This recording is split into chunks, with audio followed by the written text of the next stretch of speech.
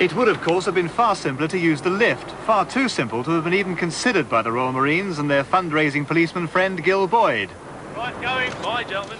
Go for it, Gil. Gil's effort raised £10,000 for the Great Ormond Street Children's Hospital, bringing his total raised for them so far by hair-raising stunts like this to £65,000.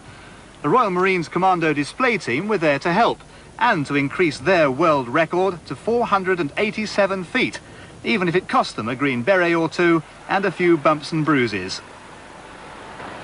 The time allowed down was 5 minutes a man, but there were some of them who saw the pub at the bottom and dropped in under a minute. It all looks deceptively easy, as one of them said, if you like hanging around or being kept dangling on a piece of string. The art is knowing how to stop yourself at just the right moment. Jeremy Hands, ITN, at the Telecom Tower.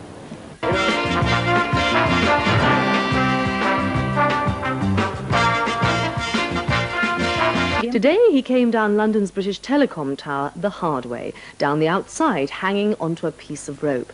That 484-foot trip with our commando company, Royal Marines, was a tribute to Gil's ex-partner, PC Bob Reynolds, who died of a heart attack last November after helping Gil to raise many thousands of pounds for charity in similar stunts. This report from Stephen Cole.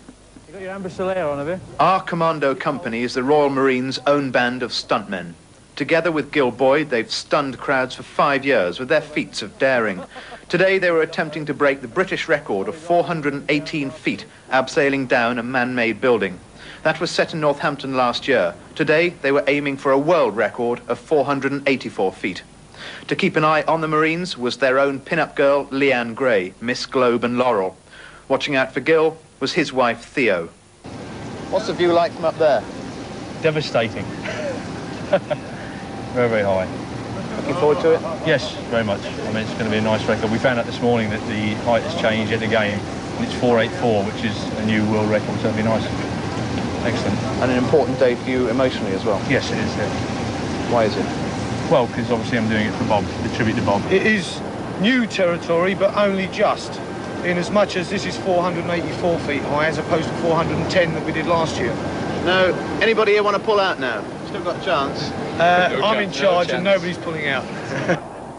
Conditions were near perfect. There was some wind, but the team were ready for that. First to go down was Gil Boyd. He had to come down left-handed because he broke his right arm and foot in a police accident.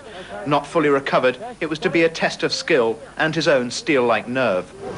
Right, going. Bye, gentlemen.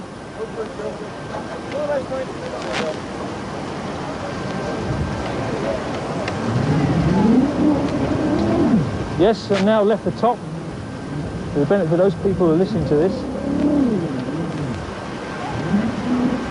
Very, very nice feeling here. Nice sun coming down onto the body as I come down. Great feeling. Hopefully nobody's going to be working in these offices below me, as I'm coming down fairly fast now, and the heat is just about coming through the gloves at this point. And a nice wave from a couple of people in the office here. Morning! Nearly there. Brake slightly right.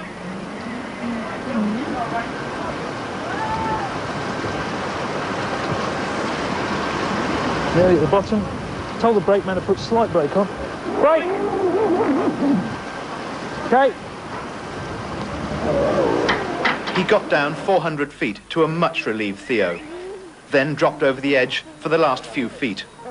After Gil came the Marines. As the rope got warmer, so the speed of the descent increased. One man broke another record. He came down from top to bottom in just 60 seconds. As well as raising £10,000 for Great Ormond Street Hospital for Children, the stunt was also a tribute to Gil's former partner, Bob Reynolds. Together, they had raised £55,000 for the hospital. As well as raising money for Great Ormond Street Hospital, Janet, it's also a tribute to your husband, Bob Reynolds. Yes, marvellous tribute. He would have been so proud of his mate today. Yes. How do you feel in yourselves as seeing Gil come down? Are you as worried as Theo was? I think so, yes, if not more so. Now the Marines will take their skills around the showgrounds of the country, including the Norfolk Show. As for Gill, he just wanted a beer and a sit down before planning his next feat of bravery for the charity closest to his heart.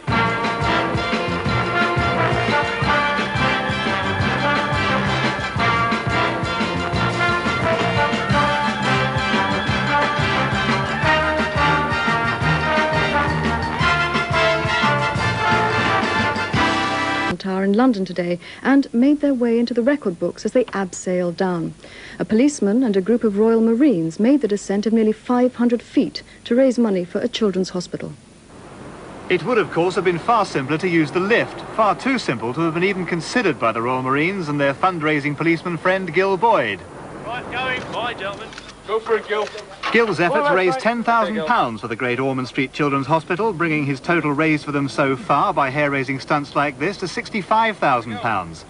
The Royal Marines Commando display team were there to help and to increase their world record to 487 feet, even if it cost them a green beret or two and a few bumps and bruises. The time allowed down was 5 minutes a man, but there were some of them who saw the pub at the bottom and dropped in under a minute. It all looks deceptively easy, as one of them said, if you like hanging around or being kept dangling on a piece of string.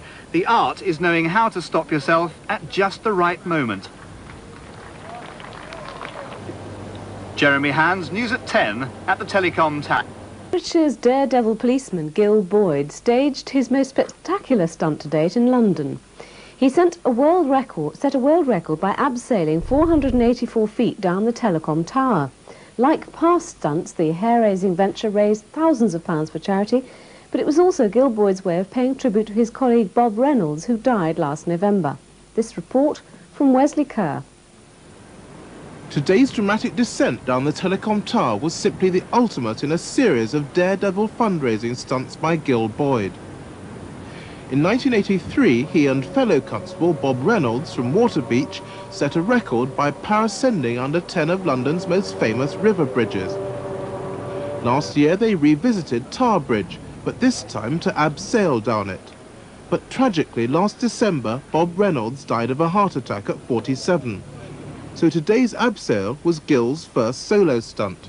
His task was made harder by the fact that he broke his back, foot, arm and knee in a car crash last February. The proceeds will go to a London hospital, to which Gill Boyd and his wife Theo owe a special debt. It's basically a debt of gratitude to Great Ormond Street. I owe them for the life of my son, who was taken there 5 years ago, and they saved his life without a doubt. And the dedication of the staff there is extremely praiseworthy. Was there a moment coming down when you thought, goodness, I can't hold on anymore? Not really, because if I had let go, I'd be coming down even faster, so I thought, no, I'll keep hold of this rope, although it burnt through the gloves, but that was worth it. Gill Boyd was followed down the rope by 6 Royal Marines. Not suffering from the handicap of a broken arm, they came down a bit faster, sometimes a little too fast. Watching intently was Bob Reynolds' widow, Janet, with mixed feelings about the stunt.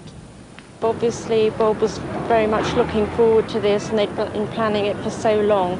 But I'm just sorry he's not here. Between them, Bob Reynolds and Gill Boyd had already raised £50,000 for Great Ormond Street Hospital for sick children. And today's efforts by Gill and the Marines have added another £10,000. The Telecom Tower, using his left arm because the right isn't quite recovered from the crash. Today's escapade raised £10,000 for Great Ormond Street Hospital for sick children, on top of £50,000 that Gill and a late colleague raised from previous stunts. It's basically a debt of gratitude to Great Ormond Street. I owe them for the life of my son, who was taken there 5 years ago, and they saved his life without a doubt. 6 Royal Marines followed Gill into the record books for the longest abseil down a man-made structure. Despite a few bumps, they all landed safely.